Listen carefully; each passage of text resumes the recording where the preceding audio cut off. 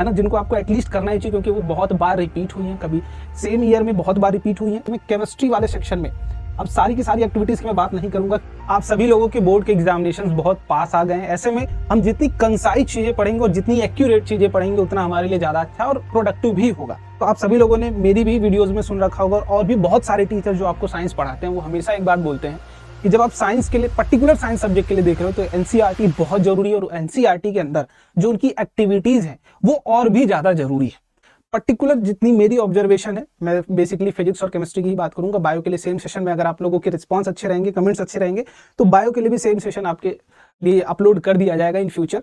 But अभी हम इस पर्टिकुलर वीडियो में अगर मैं बात करूं तो आपकी फिजिक्स और केमिस्ट्री के अंदर मैं बात करने वाला हूं कि इंपॉर्टेंट कौन कौन सी ऐसी एक्टिविटीज हैं जो आपके लिए बहुत ज्यादा इंपॉर्टेंट है ना, जिनको आपको एटलीस्ट करना ही चाहिए क्योंकि वो बहुत बार रिपीट हुई हैं, कभी सेम ईयर में बहुत बार रिपीट हुई हैं। जैसे बहुत सारे सेट्स में पेपर होते हैं तो अलग अलग हर सेट में लगभग आपकी अवेलेबल होते ही है।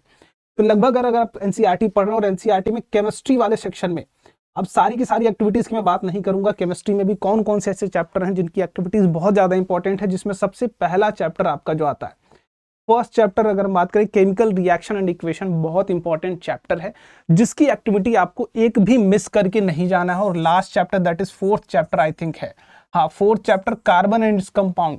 इन दोनों चैप्टर्स की जितनी भी एक्टिविटीज हैं एटलीस्ट आपने एक बार कर लेना है और सॉल्व करके ही जाना है। तो हम लोग स्टार्ट करते हैं भाई पर्टिकुलर एक्टिविटी को समझना और सॉल्व करना जल्दी जल्दी से। सबसे पहली एक्टिविटी आपके एनसीईआरटी में that is burning of magnesium ribbon. अब इसके पीछे का लॉजिक भी है कि भाई सिर्फ ऐसा थोड़ी कि मैग्नीशियम रिबन आपने जलाया और जलने की प्रोसेस तभी होगी जब ऑक्सीजन होगा। इट मीन्स अगर केमिकल रिएक्शन को हम समझे तो भाई अपने पास क्या है, मैग्नीशियम रिबन है, मैग्नीशियम मेटल है, इसको आपने बर्न किया ऑक्सीजन के प्रेजेंस में, तो भाई ये ऑक्सीडेशन रिएक्शन भी एक तरीके से मानी जाएगी और ये जो बना मैग्नीशियम ऑक्साइड और यही हमें मिलता भी है पाउडर, ठीक है। लेकिन हमें समझना क्या है कि इसकी प्रोसेस को भी समझना। जैसे आप जब मैग्नीशियम रिबन को बर्न करने जाते हो, इन दैट केस आप क्यों पहले उसकी सरफेस को रफ करते हो, साफ करते हो, ताकि उसके बाद जलाते हो। तो उसके लिए हमें समझना है कि यही रिएक्शन जो होने वाली वो यही होने वाली, लेकिन हम क्यों पहले क्लीन करते हैं मैग्नीशियम रिबन को, क्योंकि मैग्नीशियम के ऊपर पहले से ही मैग्नीशियम ऑक्साइड की लेयर होती है जो लेयर क्या करती है, उसकी बर्निंग को प्रिवेंट करती है, उसके लिए रेजिस्टेंस का काम करती है कि वो उसको हम फर्दर ऑक्सीडाइज नहीं कर सकते।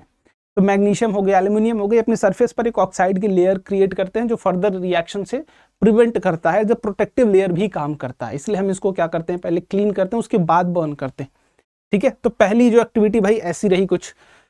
दूसरी एक्टिविटी बहुत ज्यादा इंपॉर्टेंट है, इसको स्टार मार्क करके आपने एकदम अच्छे तरीके से पूरी की पूरी एक्टिविटी को समझ लेना। सबसे पहले अपने क्या है, take lead nitrate solution in a test tube, ठीक है। अब लेड नाइट्रेट का फॉर्मूला ही नहीं बहुत लोगों को याद होगा, फॉर्मूला पहले समझ लो, PbNO3 का होल ट्वाइस, PbNO3 का होल ट्वाइस। अब ये हो गया अपना लेड नाइट्रेट। अब इसके बाद ऐड पोटेशियम आयोडाइड, पोटेशियम और आयोडाइड, पोटेशियम आयोडाइड, ये हो गया पोटेशियम के से और आयोडीन हो गया आयोडाइड, ठीक है, I- आयोडाइड बोला जाता है। What do you observe. अब इन दोनों को जब भी आप रिएक्शन कराओगे तो रिएक्शन कुछ नहीं होने वाली है मेरे भाई, रिएक्शन कुछ नहीं होगी। जस्ट आपने देखो, जब भी दो सॉल्ट्स आपके सामने हो, दो सॉल्ट्स हो बेसिकली, अब इन दोनों को आप क्या कर रहे हो, एक्वस सॉल्यूशन आपने लिया है, ठीक है। यहाँ पर क्या है, दोनों एक्वस स्टेट में है, ये भी एक्वस स्टेट में। थोड़ा सा इसका भी ध्यान रखिएगा, आप जितने भी रिएक्शंस करने जा रहे हो उन रिएक्शंस का प्रॉपर तरीके से स्टेट भी मेंशन करते हुए चलिए, इंपैक्ट अच्छा पड़ता है, ठीक है।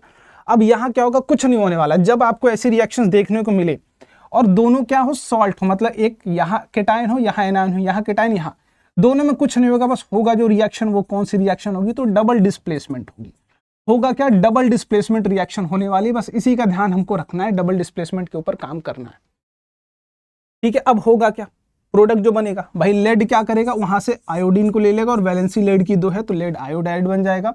और ये किस स्टेट में बनता है, तो सॉलिड स्टेट में, और इसका जो कलर है वो कलर कैसा बनता है, येलो कलर का बनता है, मतलब प्रेसिपिटेट बना लेता है इसको नीचे की तरफ। और जो बचा उसको लिख लो, यहाँ पर बचा क्या, पोटेशियम बचा और क्या बचा, तो अपना नाइट्रेट बचा, तो KNO3 ये बच गया अपने पास। तो जो ऑब्जर्वेशन इसमें आई कि हमने दोनों सॉल्ट को लिया, दोनों को मिक्स करा, दोनों के रिएक्शंस कराई, दोनों के बीच में हुआ क्या, आयंस का एक्सचेंज हुआ, दोनों ने आपस में आयंस को एक्सचेंज किया। भाई यहाँ देखो, पोटेशियम आयोडीन के साथ था, लेकिन अब प्रोडक्ट में लेड किसके साथ था, आयोडीन के साथ, तो डबल डिस्प्लेसमेंट रिएक्शन होगी। रिएक्शन की टाइप भी हमें समझ में आ गई। और रिएक्शन बनने के बाद एक ऐसा सब्सटेंस बना जो कैसा सब्सटेंस है, इनसॉल्युबल सब्सटेंस है, सॉल्यूशन में घुला नहीं, ये कैसा है, सॉलिड के फॉर्म में, इनसॉल्युबल है, प्रेसिपिटेट बन के आ गया। और उसकी जो कलर है वो कलर कैसा देखने को मिल रहा है, तो येलो कलर देखने को मिल रहा है। जो हमारा लेड आयोडाइड उसका कलर कैसा होगा, येलो इन कलर होगा। बस ये ऑब्जर्वेशन आपको एक्टिविटी नंबर 1.2 से याद रखना और बहुत इंपॉर्टेंट है। आपको ये रिएक्शन एकदम रट लो, दिमाग में बैठा लो, जो भी करना कर लो, बहुत इंपॉर्टेंट रिएक्शन है ये, ठीक है। चलिए अगली एक्टिविटी की बात करते हैं, थोड़ा स्पीड अप करते हुए चलेंगे भाई, इतना समय नहीं है अपने पास। Take a few zinc granules in a conical flask, test tube, add dilute. अच्छा, अपने पास क्या है, सबसे पहले जिंक है। इस जिंक को हम कहाँ डाल रहे हैं, तो एक फ्लास्क में डाल रहे हैं जिसमें क्या है, HCl है, या फिर यहाँ पर क्या हो सकता है, तो H2SO4 भी हो सकता है, दोनों में से कुछ भी हो सकता है। दोनों रिएक्शन को हमें समझना है। अब अगर हम प्रोडक्ट को बनाते हुए चलें, तो रिएक्शन की अब टाइप को देखो just.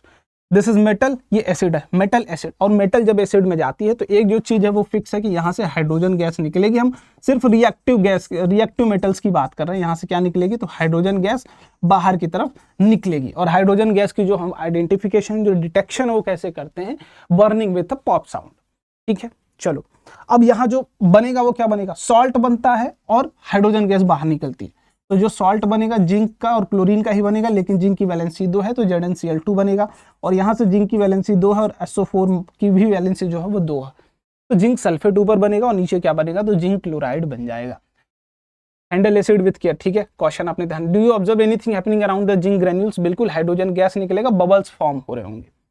Touch the conical flask, test tube, is there change in temperature, बिल्कुल ये रिएक्शन एक्सोथर्मिक रिएक्शन होगी, तो थोड़ा सा हीट हो जाएगा, ये भी हमने ध्यान रखना है। चलिए आगे अगली रिएक्शन की बात करते हैं। अगला रिएक्शन भी बहुत इंपॉर्टेंट रिएक्शन है, आप देखते होंगे, चूना को पानी में डाल दो। ये क्या अपने पास, क्विकलाइम को हमने क्या किया है, पानी में डाल दिया। अब जैसे ही इसको पानी में डालोगे, जो रिएक्शन बन के आती है वो क्या बनती है भाई, ये बनता है कैल्शियम हाइड्रोक्साइड। इसका नाम क्या है, कमेंट बॉक्स में आपने एंट्री करना है। प्लस यहाँ से क्या निकलती है, तो हीट निकलती है। क्या निकलती है, हीट निकलती है। मान लो इस बर्तन में मैंने पानी पहले रखा था, इसमें कैल्शियम ऑक्साइड भी डाल दिया। अब ये थोड़ा थोड़ा कैसा महसूस हो रहा होगा, तो हॉट महसूस हो रहा होगा। ये थोड़ा जो कंटेनर है वो कैसा महसूस हो रहा होगा, तो ये हॉट महसूस हो रहा होगा।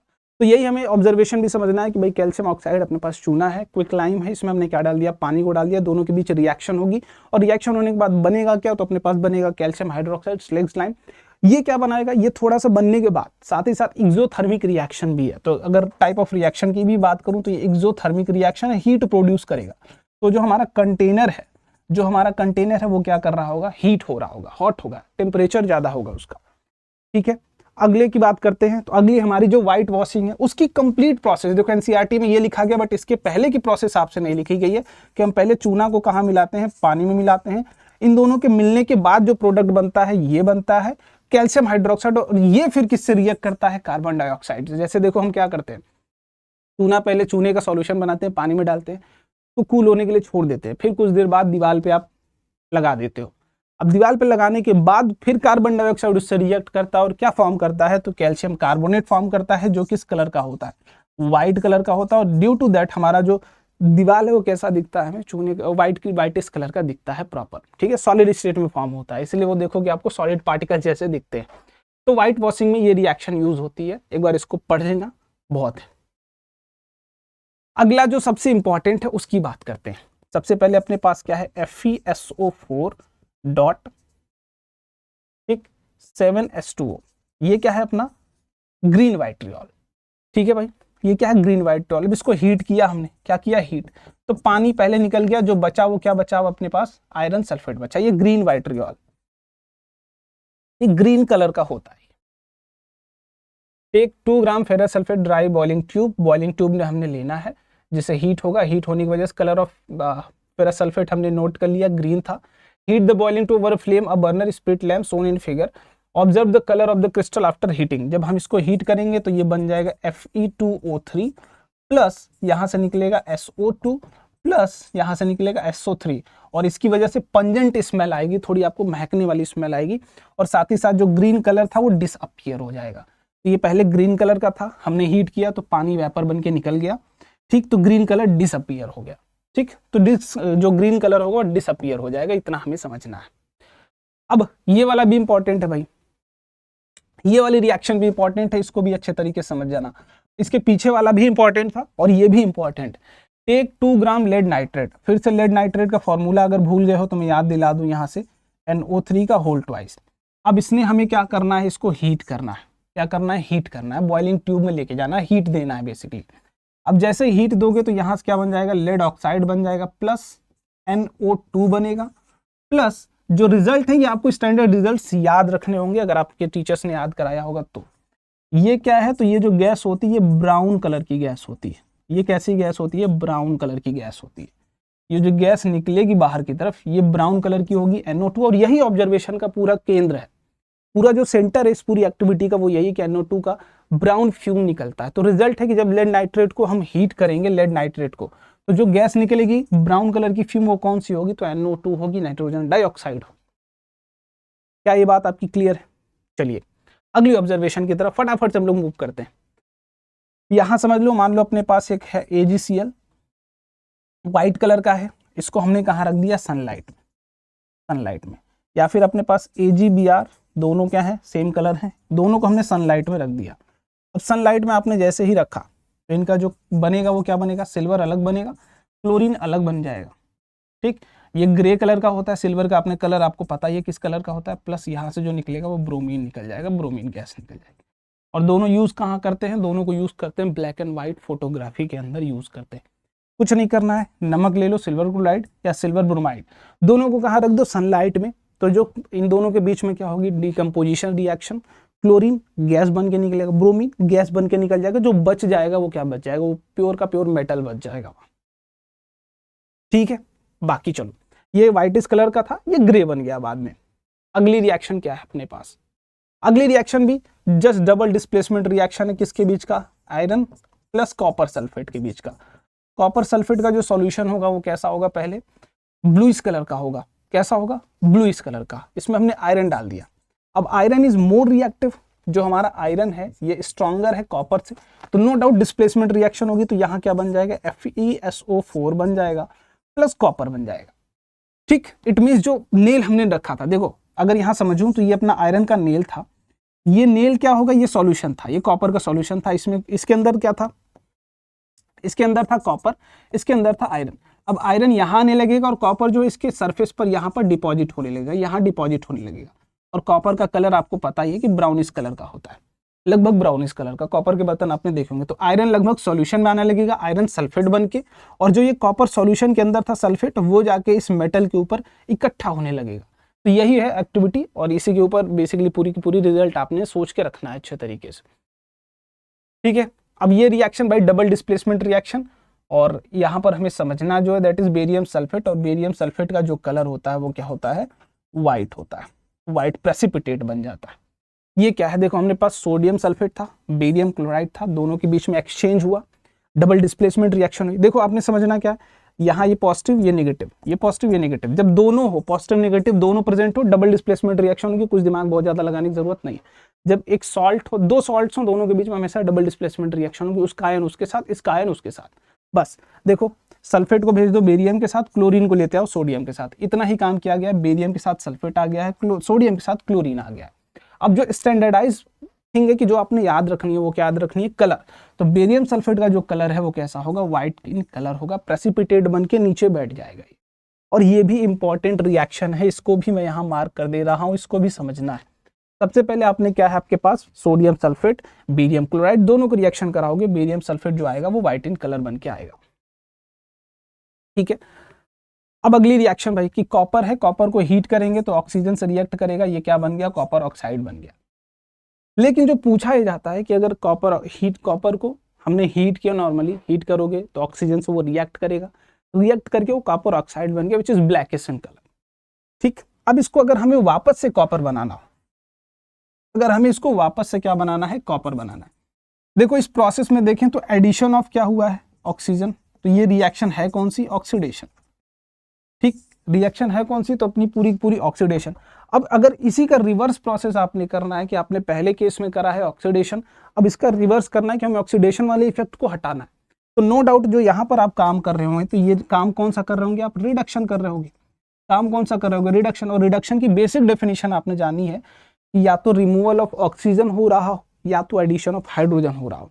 तो यहाँ ऑक्सीजन का रिमूवल भी हो रहा है, लेकिन हम साथ ही साथ अगर यही काम कर दें कि एडिशन ऑफ हाइड्रोजन कर दें, तो क्या ये रिडक्शन रिएक्शन हो जाएगी, बिल्कुल हो जाएगी। जब कॉपर ऑक्साइड था, इसमें अगर रिवर्स कॉपर बनाना है तो आपने कुछ नहीं करना, हाइड्रोजन गैस को बस इससे पास करा दीजिए, अपना कॉपर बन के आ जाएगा और यहाँ पे ऑक्सीजन बन के निकल जाएगा। ठीक है, और ये तो बेसिकली अगर आप रिएक्शन की बात करोगे तो आई थिंक, अच्छा अपने पास क्या है, इथेनॉल है, इथेनॉल C2H5OH। हमने क्या किया, glacial acetic acid plus CH3COOH। Reaction का नाम आपको समझ में आ रहा होगा, रिएक्शन का नाम है एस्टरीफिकेशन। अब हमने इसमें डाल दिया कंसंट्रेटेड H2SO4। ये क्या है, कॉन्सेंट्रेटेड H2SO4। इनका काम क्या है, ये काम करते हैं डिहाइड्रेटिंग एजेंट की तरह। ये किसकी तरह काम करते हैं, डिहाइड्रेटिंग एजेंट की तरह। भाई अक्षय कुमार वाला रूल के अपने को पानी निकालना है तो ये करेंगे क्या, H2O बाहर निकाल देंगे। बस इनका इतना काम है भाई कि अगर ये कहीं रिएक्शन में आए हैं तो इनका अपने इतना काम है कि उस रिएक्टेंट, जो भी रिएक्टेंट आपने मिलाया उसमें से पानी बाहर निकाल देगा। मतलब यहाँ जो एक कॉमन प्रोडक्ट बनेगा वो क्या बनेगा, तो वो एक H2O बनेगा, पानी बाहर निकल जाएगा। हमने इन दोनों को मिलाया, इन दोनों को मिलाने के साथ साथ उसमें क्या डाला, कॉन्सेंट्रेटेड H2SO4। अगेन ये रिएक्ट नहीं करेगा, एज ए कैटलिस्ट बिहेव करेगा, डिहाइड्रेटिंग एजेंट वर्क करेगा, खुद नहीं पार्टिसिपेट करेगा। ठीक है, फिर हमने क्या किया, वार्म इन वाटर, ताकि रिएक्शन एक्टिवेट हो सके। तो ये जो काम आप कर रहे हो कि वार्म वाटर बाद दिला रहे हो, ये रिएक्शन को एक्टिवेट कराने के लिए काम करो। जो बनेगा यहाँ ईस्टर बनेगा, और वो ईस्टर क्या बनेगा, तो बनेगा CH3 C double bond O यहाँ बनेगा C2H5, ये बन जाएगा ईस्टर। ठीक, ये जो बना है ये क्या है मेरे दोस्त, तो इट इज ईस्टर। और ईस्टर जो होता है वो कैसा कंपाउंड है, तो ये it is a sweet smelling compound. It is sweet smelling compound, ऐसा कंपाउंड जो अच्छा एक सूदिंग स्मेल देता हो, जिसको एज अ परफ्यूम एजेंट की तरह काम करते हो, फ्लेवरिंग एजेंट की तरह यूज करते हो। इसके यूजेस एनसीईआरटी में लिखे हुए हैं, पढ़ लेना एक बार जरूर से, बहुत जरूरी है। ठीक है, इसको एक बार जरूर पढ़ लेना। चलो आगे, अगला, pour into this and smell resulting। यहाँ पर आप देख सकते हो स्मेल किसी वजह से आएगा भाई, स्वीट स्मेलिंग कंपाउंड ईस्टर की फॉर्मेशन होने की वजह से। अब एक ये छोटा सा आपके लिए बस मैं होमवर्क दे रहा हूँ, इसको एक बार जरूर देखना, इसका रिजल्ट आपको एनसीईआरटी में ही मिल जाएगा, बस इसी तरह सा काम। ठीक, ये दो चीजें, और एक ये चीजें सोप वाला भी है, ये भी होमवर्क के लिए दूंगा जरूर तुमको। ठीक है, और इसकी PDF आपको टेलीग्राम ग्रुप में मिल जाएगी, लिंक डिस्क्रिप्शन बॉक्स में मिलेगा। और ये एक्टिविटी स्पिरिट सॉल्यूशन के साथ आपको वहां पर मिलने वाली है। इट मींस प्रॉपर तरीके से एक्सप्लेन करके मैं इस PDF को वहां पर अपलोड करूंगा, तो टेलीग्राम ग्रुप ज्वाइन कर लेना। अगर ये दोनों एक्टिविटी सॉल्व ना हो तुमसे तो कमेंट बॉक्स में पूछ लेना, वहां पर मैं आपको अच्छे तरीके से एक्सप्लेन जरूर कर दूंगा। ठीक है, और क्या क्या बातें आपने ध्यान रखनी है एनसीईआरटी की, ये चीजें पढ़ने के बाद अभी जो जरूरी इस लास्ट टाइम है कि एक्सरसाइज तुम्हारी एटलीस्ट एक बार जरूर सॉल्व कर लेना। और दूसरी चीज कि जितने भी PYQs हैं, PYQs, वो PYQs आप मत छोड़ना, जितने भी हैं 2-4 साल के, 2 से लेके 5 साल जितना भी आप लगा सकते हो। नो डाउट इस साल कॉम्पिटेंसी बेस्ड क्वेश्चंस आ रहे हैं, लेकिन वो फ्रेम भी वहीं से होने वाले, कहीं बाहर से फ्रेम नहीं होंगे। ठीक है, क्लियर है? चलिए, आई थिंक यहाँ तक आपको बातें समझ में आ गई दोस्त। और अगर वीडियो अच्छी लगी अपने दोस्तों के साथ शेयर जरूर कर देना। और जो भी तुम्हारे मन में चीजें चल रही हो कि इस लास्ट टाइम के लेके ये पढ़ लूँ, वो पढ़ लूँ, क्या क्या पढ़ूँ, क्या क्या ना पढ़ूँ, या फिर कुछ और तुम्हें हेल्प चाहिए हो तो कमेंट बॉक्स में जरूर बताना। मिलते हैं अगले वीडियो में, बाय बाय, जय हिंद।